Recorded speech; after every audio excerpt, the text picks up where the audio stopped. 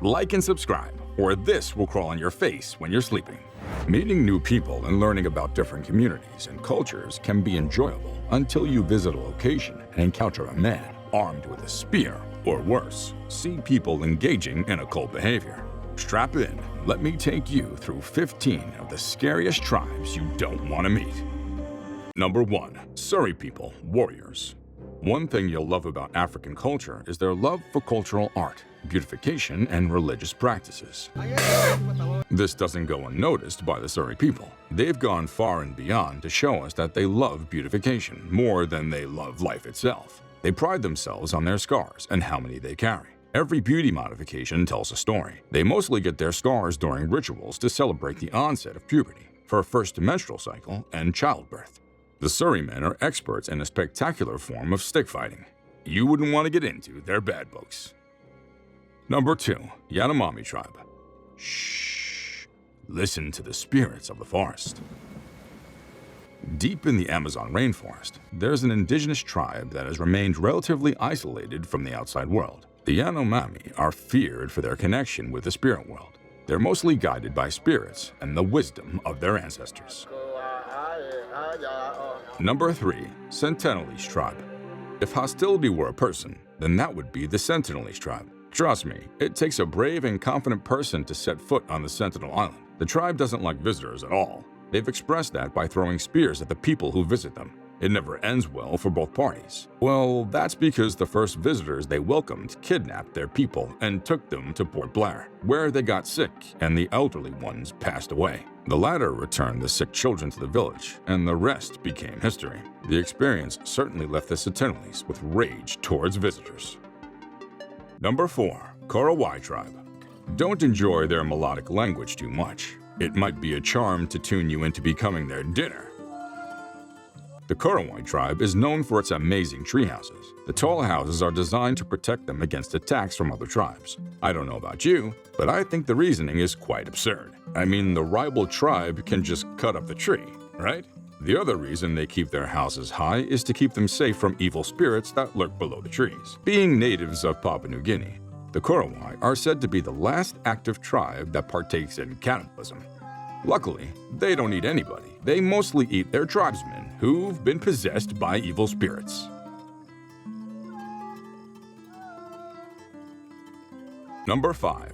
Serma, or Surrey Tribe. How far can the Surrey people go in keeping their culture? The answer is unimaginable. They say beauty lies in the eyes of the beholder. And for the Surrey men, their women's beauty lies in how big and beautiful their lip plate is. When a young lady becomes of age, they get their bottom teeth removed and the bottom lip pierced, then stretched to allow the insertion of a clay lip plate. Number 6. Mogan Tribe. Could these be the descendants of the Little Mermaid? The Mogan Tribe is said to be semi-aquatic. They're mainly found in Southeast Asia, and their entire life is centered upon the sea. Because of that, these people have incredible free-diving capabilities. They learn to swim as early as 6 months old before they can even walk. They live full-time in their traditional boats, called kabang, and only live on land during the monsoon for about 3 months a year. Their lifestyle may sound interesting, but in real life, it's a little bit questionable. Number 7. The Batok Tribe.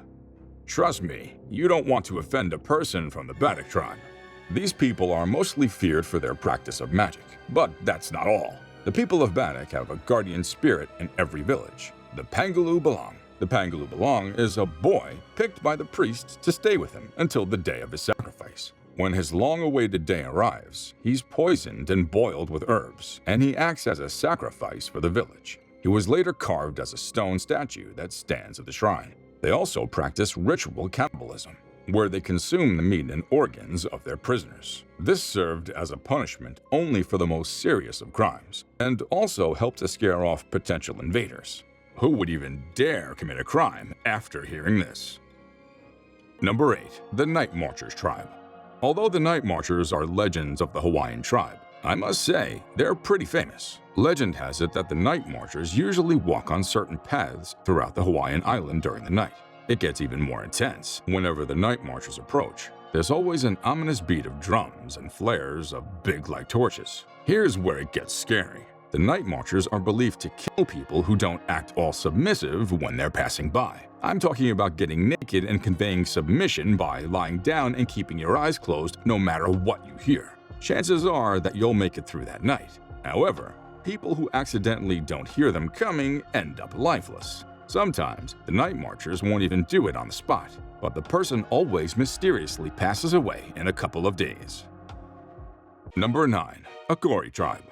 Apart from speaking the same language, some Indians came up with some unique beliefs that clearly separated them from each other.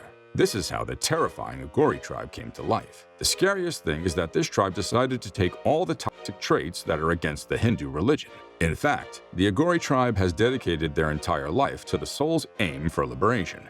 The alleged necrophilia and other strange behaviors involving the dead are well known to the Agar Tribe. These rituals include sitting on top of bodies to meditate, having intercourse with willing men women in the middle of cemeteries, and covering their bodies with human ash. All of these rituals serve the singular goal of embracing what society deems filthy and ascending to the spiritual planes in order to meet God. It's said that the ritual of having intercourse in the presence of corpses endows these sadness with magical abilities that allow them to execute black magic, which they're forbidden from practicing on other people. Number 10. The Cargo Cult. The Cargo Cult first began in the 19th century around the First and Second World Wars. Most of the cargo cults took place in the Southwest Pacific subregion of Melanesia. The notion of cargo cults is based on the ritualized construction of infrastructure and subsequent purchase of products from European colonial commerce as a means of acquiring prosperity. Basically, the oppressed Africans had to find a way to rise above their colonists, so they ended up constructing things and performing rituals on them with the hope that the real thing would come around soon. None of these beliefs actually worked, but as long as they kept these oppressed people alive, they served their purpose. Number 11. Mudman. The only place where every day seems like Halloween is the eastern part of Papua New Guinea. Their story is quite interesting. It all began when the Asaro warriors were falling back during the war and ended up seeking a hideout in the Asaro River. The funny thing is that when they came out of the Muddy Water River, their opposition got scared from just their muddy looks. Since then, these people have believed that the river has some supernatural powers, so they've made masks using the mud from the river just to keep scaring their enemies. Some of their crazy designs included horns, sideways lips, long eyebrows that touch the ear tips, and extended ears. The masks are further embellished with shells and pig's teeth, creating truly frightening mask designs. This is really creepy. Number 12. Cebu Tribe.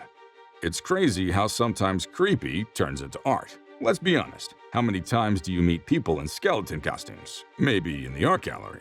However, the Cebu Tribe does this daily. As much as the drawings look really beautiful and creative, the drawings on their bodies are meant to scare off enemies. They also enjoy dressing up their bodies to make them sparkle, stay warm, and occasionally frighten their numerous enemies. Sometimes they'd wear enormous headdresses made of various birds, some whose feathers are as long as 1 meter. You'd be a fool not to run when you see these guys. Number 13. Chuchi Tribe. The Chuchi Tribe lives in the far east reaches of northern Siberia. Their lifestyle and dressing all shout perseverance. According to the Chuchi faith, the cosmos is inhabited by unseen spirits. An essential component of the big celebrations was offering a sacrifice. Shamanist rituals were performed for healing and divination. Additionally, this tribe lives it as their normal life. Sometimes you'll find them dressed in enormous headdresses fashioned by various birds, some of whose feathers measure 1 meter in length. They also enjoy dressing up their bodies to make them sparkle, stay warm, and occasionally frighten their numerous enemies. And trust me, you'd be a fool not to run when you meet this tribe. Number 14. Aorio Tribe. The indigenous Aorio Tribe inhabit the Grand Chaco. I know a few people that'll give you trouble relocating, but the Aorio Tribe is a whole new headache.